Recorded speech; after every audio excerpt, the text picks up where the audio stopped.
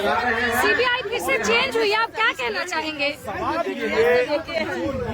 CBI की जांच fail हो चुकी है। सीबीआई की जांच यहाँ के सरकार के दबाव में कोई भी जांच करने में अपने आप को निष्क्रिय समझ रही है। सिर्फ जांच के नाम पर कुछ खाना पूर्ति हो रहा है और मिशन लिपापोती का काम चल रहा है। बिहार में लोकतंत्र कराह रहा है, संविधान की धज्जियां उड़ गई है और यह देश में हमको लगता है कि पहला मामला होगा जहां पर फरियादी का बाप जो निर्भया बिहार की छात्रा के साथ दरिंदगी हुआ उसके ही परिजन को अपराधी कौन है इसके चक्कर में यहाँ का जांच एजेंसी नहीं है। उनके परिजन को दबाव बना करके और फंसाने के चक्कर में इससे बड़ा दुख की बात क्या होगा कि बिहार के डीजीपी पीड़िता के माता और पिताजी को अपने आवास में बुलाते हैं और कहते हैं कि स्वीकार कर लो कि तुम्हारी बेटी ने आत्महत्या की। एक माँ और एक पिताजी कैसे स्वीकार कर सकते हैं जिसकी बेटी का सामूहिक बलात्कार करके निर्मम तरीके से हत्या कर दिया गया और उसको आप कहते हैं कि स्वीकार कर लीजिए। माननीय डीजीपी साहब, शर्म नहीं लगता है? अरे आप त्याग पत्र दे दीजिए, आप शहीद हो जाते, कम से कम बिहार के लोग आपका नाम लेते। इस मामले में राजनीतिक दबाव के कारण बिहार के डीजीपी विनय कुमार सिंह जी ने इस्तीफा दे दिया, लेकिन आप पद के लोभ में आप इस प्रकार के खाकी वर्दी को आप लोगों ने शर्मसार कर दिया, बदनाम कर दिया।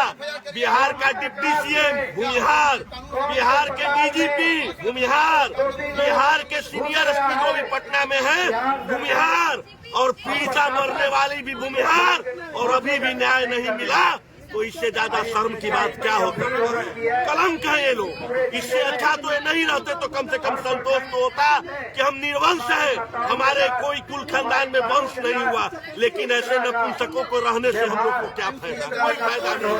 और सरकार के दबाव में ये सारा जांच का लिपापोती चल रहा है। तो आप ही लोग बनाए हैं ना, आप ही लोग चुने थे ना ये विधायक। ये हम लोगों का गलतफहमी था, ये हम लोग का गलतफहमी था। हम लोग समर्पण को कमजोरी कोई सरकार नहीं समझे। जो समाज प्रतिष्ठा के साथ गद्दी पर बैठाने का क्षमता रखता है उसी समाज में हिम्मत है कि आपको कान पकड़ करके और राजगद्दी से उतार करके आरोप लगा के खड़ा कर देगा। हमें न्याय नहीं मिलता है तो 2029 और 30 में हम दिखा देंगे और न्याय मिलेगा क्यों नहीं। अभी हम लोग शांति का मार्ग अपना रहे थे, आज हम लोग संदेश देने का काम कर रहे हैं सरकार को कि इस शांति के मार्ग से अगर आप हमारी बात नहीं सुनते हैं तो हमें क्रांति करने से भी परहेज नहीं होगा। हम अपना सर कटवा देंगे लेकिन फिर भी अपने समाज की बहु बेटी के न्याय के लिए लड़ेंगे और लड़ेंगे। इसमें आपको क्या सब लोग कह रहे हैं कि इसमें बड़े बड़े नेता मंत्री का बेटा इन्वॉल्व है? मैडम, ये तो समझने की बात है कि बिहार पुलिस, एसआईटी और सीबीआई किनके इशारे पर मिशन लिपापोती में लगा हुआ है। देश का प्रतिष्ठित जांच एजेंसी न सीबीआई है, इससे बड़ा तो और कोई जांच एजेंसी नहीं है।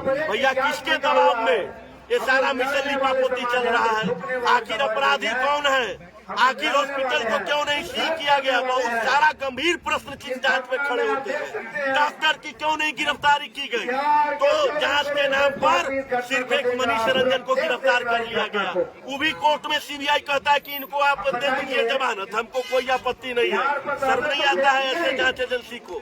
इस प्रकार के गंभीर मुद्दे पर इस प्रकार की बात करते हैं कि जमानत दे दीजिए। तो अपराधी कौन है महोदय, ये बताइए।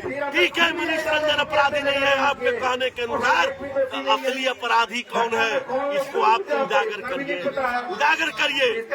आपका अगला कदम क्या होगा? इसके बाद अगला कदम? आज के बाद अगर सरकार हमारी बातों को नहीं सुनता है तो हम लोग बिहार के राजधानी पटना में क्रांति का मार्ग अपनाएंगे और पटना को चप्पा चप्पा जाम कर देंगे, चक्का जाम कर देंगे।